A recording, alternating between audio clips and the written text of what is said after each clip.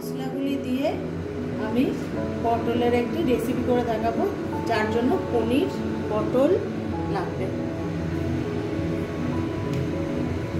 পটলটা কেমনভাবে ছাড়িয়ে রেখেছি দেখুন, এরকমভাবে পটলটা ছাড়িয়ে মাঝে মাঝে চিড়ে দিতে হবে। তাহলে আমরা একটু নুন পরিমাণ মতো, হলুদ মাখিয়ে 5 মিনিটের জন্য রেখে দেবো। ভালোভাবে মাখিয়ে নেব যাতে নুনটা ভালোভাবে ঢুকে যায়। পটলের মধ্যে ঢুকলে নুনটা হলুদটা রান্নাটাও ভালো হবে। এগুলো এবার একে একে ভেজে নেবো, ভালোভাবে ভেজে নিতে হবে।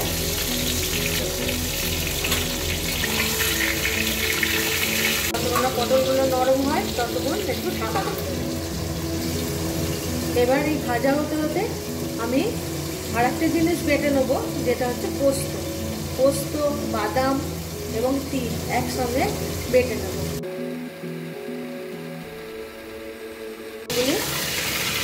তুলে নিলাম, ভাজা হয়ে গেছে, খুব বেশি ভাজা যাবে না।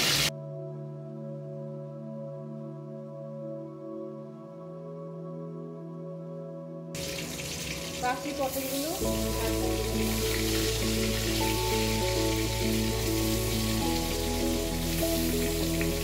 এরকম ভাবে ঘষে নিতে হবে।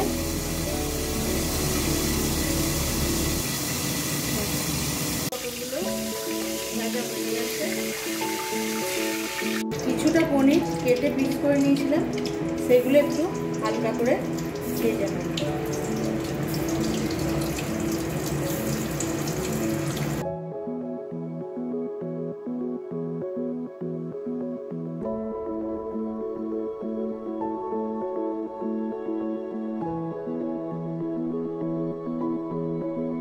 পনিরগুলো ভাজা হয়ে গেছে, এবার তুলে নিচ্ছি। আমি এই রান্নাটা পুরোটাই সরষের তেলে করব, আপনারা চাইলে সাদা তেলেও করতে পারেন। এরপর আমি তেলে কালো জিরে ফোড়ন দিলাম এবং ভাঙা ধনে জিরে তেলের মধ্যে একটু দিয়ে দিলাম। এরপর আমি টমেটো দেবো, একটা টমেটো বড় সাইজে কুচিয়ে রেখেছি, সেটা দিয়ে দিলাম। টমেটোটা নরম হওয়ার জন্য নুন দিয়ে দিলাম এবং রঙটা একটু ভালো হওয়ার জন্য সামান্য একটু হলুদ দিয়ে দিলাম। ঘরের মধ্যেই সমস্ত উপকরণ আছে, সেই সব উপকরণ দিয়েই আমি এই রান্নাটা করব।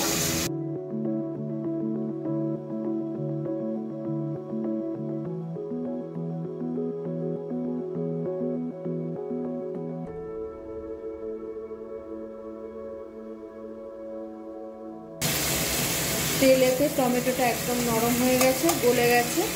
এরপর আমি আদা বাটা দিয়ে দেবো। আদাটার কাঁচা গন্ধটা চলে যাওয়া পর্যন্ত নাড়াচাড়া করে নিয়েছি। এবার আমি ধনে জিরে বাটা দিয়ে দিলাম।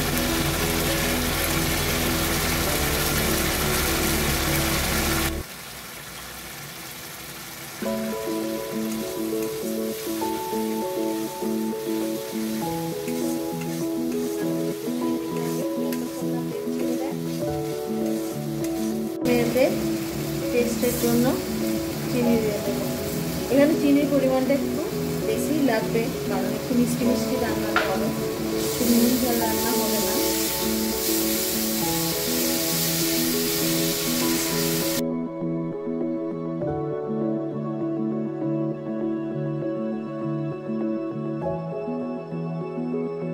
এবার পটলগুলো দিয়ে দেবো।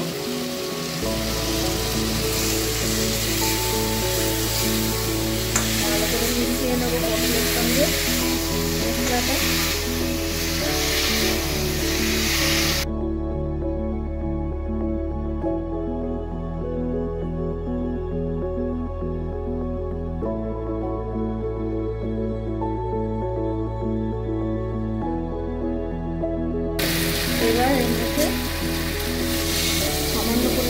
দিয়ে দেবো। এই রান্নাটার জন্য আমি তিল নিয়েছি, তিলের ব্যবহার করেছি। তিল, পোস্ত এবং বাদাম 3 রকমই বেটে নিয়েছি।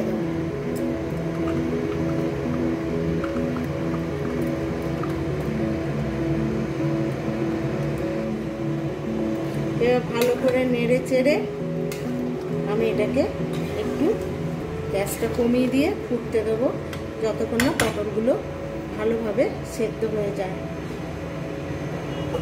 এবার ঢাকনাটা খুলে দেখো একদম পটল পোস্ত সব একসঙ্গে গায়ে লাগা লাগা হয়ে গেছে। এর উপর আমি পনিরগুলো, যে ম্যাশ করে রেখেছি পনিরটা ঘষে রেখেছিলাম গ্রেটারেতে, সেটা দিয়ে দেবো। নিরামিষের দিন এই রান্নাটা খেতে খুব ভালো লাগে। গরম ভাতের সাথে, রুটির সাথে, পরোটার সাথে, সবের সাথেই এটা খুব ভালো রান্না। খেয়ে দেখবেন। হয়ে গেছে। ভালো লাগলে লাইক করবেন, সাবস্ক্রাইব করবেন এবং সঙ্গে থাকবেন।